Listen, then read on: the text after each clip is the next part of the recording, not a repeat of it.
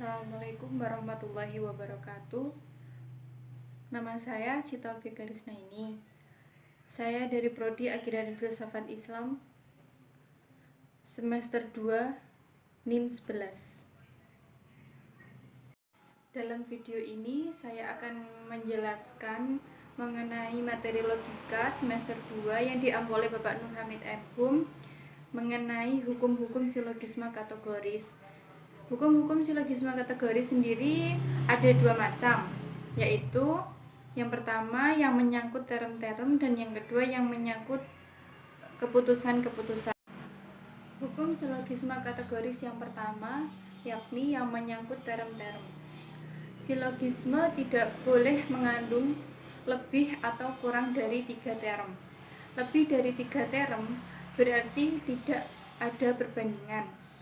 3 term tersebut haruslah digunakan dalam arti yang sama tepatnya. Yang kedua, term antara M tidak boleh masuk atau terdapat dalam kesimpulan. Term antara M dimaksudkan untuk mengadakan perbandingan dengan term-term. Yang ketiga, term subjek dan predikat dalam kesimpulan tidak boleh lebih luas daripada dalam premis-premis.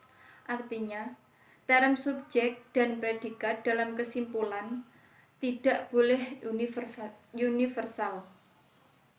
Yang keempat, term antara M harus sekurang-kurangnya 1 kali memiliki sifat universal.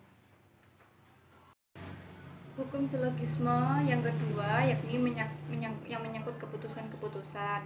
Pembahasannya yang pertama yakni premis mayor dan premis minor, afirmatif atau positif, maka kesimpulannya harus afirmatif atau positif pula. Jadi kesimpulan dalam penjelasan ini mengikuti premis-premis, yakni jika premis mayor atau premis minor afirmatif, maka kesimpulan akan afirmatif. Dan yang kedua, jika premis mayor dan premis minor positif, maka kesimpulan positif pula. Yang kedua, kedua premis tidak boleh negatif, sebab term antara M tidak lagi berfungsi sebagai penghubung atau pemisah antara subjek dan predikat. Dalam silogisme sekurang-kurangnya 1, yakni subjek atau predikat harus dipersamakan dengan term antara M.